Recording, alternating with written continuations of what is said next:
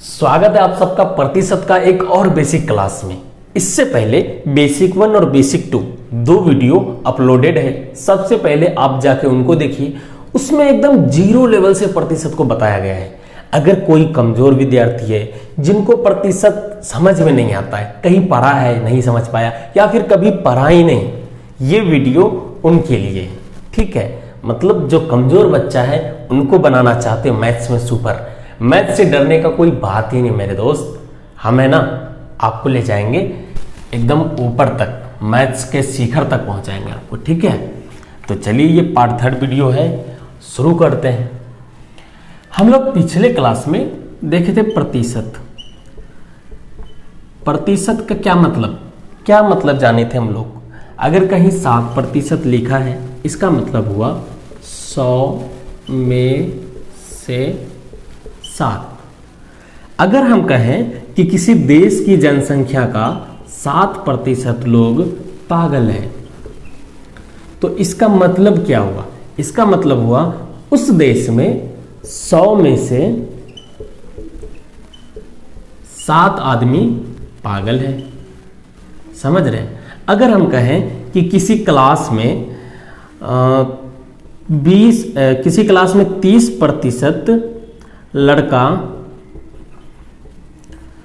14 वर्ष से कम उम्र का है,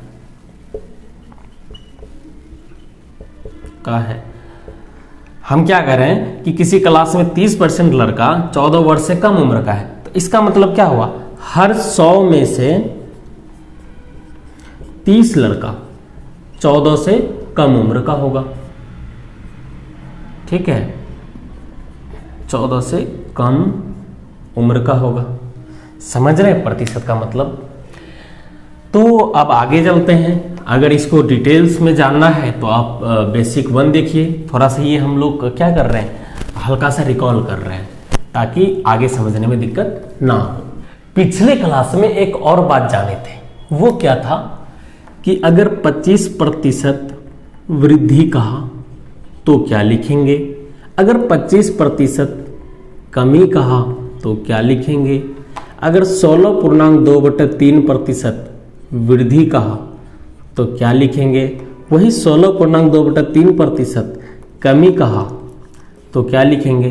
पिछले क्लास में हम 2-3 तरह का लिए थे, एक चार्ट बनाए थे बेसिक क्लास 2 में, ठीक है। उसमें आराम से हम लोग देखे थे कि कमी रहेगा तो किस तरह से लिखेंगे और वृद्धि रहेगा तो किस तरह से लिखेंगे। उसी का थोड़ा सा झलकी देखेंगे, उसके बाद फिर आगे बढ़ेंगे।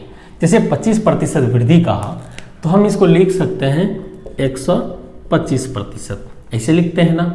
25% वृद्धि कहेगा तो 125% लिखेंगे। एक दूसरा तरीका है, 25% का मतलब क्या होता है? 25/100, 25 से कम 25, 2500 का 100 मतलब 1/4।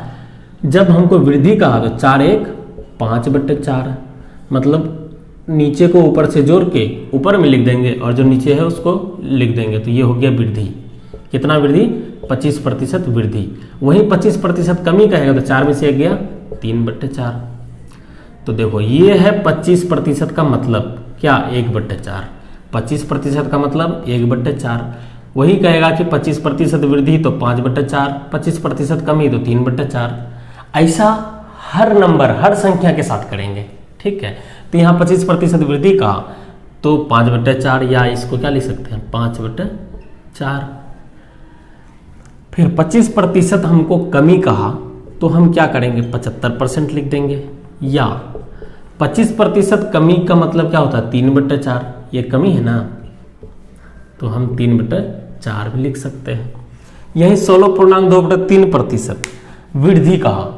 अब 16.16 तो वृद्धि बढ़ा देंगे कि 116 वृद्धि हम क्या कर सकते हैं 116.2/3% लिख सकते हैं। लेकिन इसका एग्जैक्ट मतलब नहीं आएगा, कैलकुलेशन होगा लंबा और आपको एग्जाम में गलत होने का चांस ज़्यादा रहता है। तो इसको क्या करेंगे, इस तरीके से बनाएंगे जो हम बता रहे हैं आपको। 16.2/3 को देखिए 16.2/3% है, इसको लिख सकते हैं 16 × 48 2 50/3%। तो 50/3% को हटाएंगे तो नीचे 100, 50 × 100 क्या हो जाएगा 1/3 दूना 6, मतलब 16.2/3% का मतलब हुआ 1/6। यहाँ तक समझने में कोई परेशानी? अब कहेगा कि 16.2/3% वृद्धि, तो वृद्धि के लिए हम आपको बताएं 6×1 7/6। अगर कहेगा कि 16.2/3% कमी, तो 6 में से 1 गया 5/6। तो यहाँ कहा कि 16.2/3% वृद्धि, तो हम ये नहीं लिख के, ये आपका कैलकुलेशन करेगा लंबा, ये नहीं लिख के हम क्या करेंगे 7/6 लिखेंगे। पहले तो इसका मतलब निकालेंगे कि इसका मतलब क्या होता है। जब आप मैथ प्रैक्टिस करेंगे ना, जब आप मैथ प्रैक्टिस करेंगे तब आपको अच्छे से समझ में आ जाएगा कि इसका मतलब क्या होता है, खुद याद हो जाएगा एक तरह से। यहाँ तो तरीका बता दिया, आप करके भी देख सकते हैं शुरू में। तो वृद्धि कहा तो 7/6 लिख देंगे। वहीं 16.2/3% कमी कहा तो क्या करेंगे 5/6 लिख देंगे। आखिर ये जो हम लिखेंगे कहाँ लिखेंगे और कैसे लिखेंगे, ये बात तो अब तक हम बताए नहीं है। ये जो है वृद्धि कमी कि ये लिखेंगे, वृद्धि कहेगा तो ये लिखेंगे, कमी कहेगा तो ये लिखेंगे, वृद्धि कहेगा तो ये, कमी तो ये, आखिर कहाँ लिखेंगे और कैसे लिखेंगे, चलिए देखते हैं कहाँ और कैसे लिखेंगे। अगर हमको कहे कि 400 में 25% वृद्धि, 400 में 25% वृद्धि, हम क्या करेंगे, या तो ये लिखेंगे या फिर ये लिखेंगे।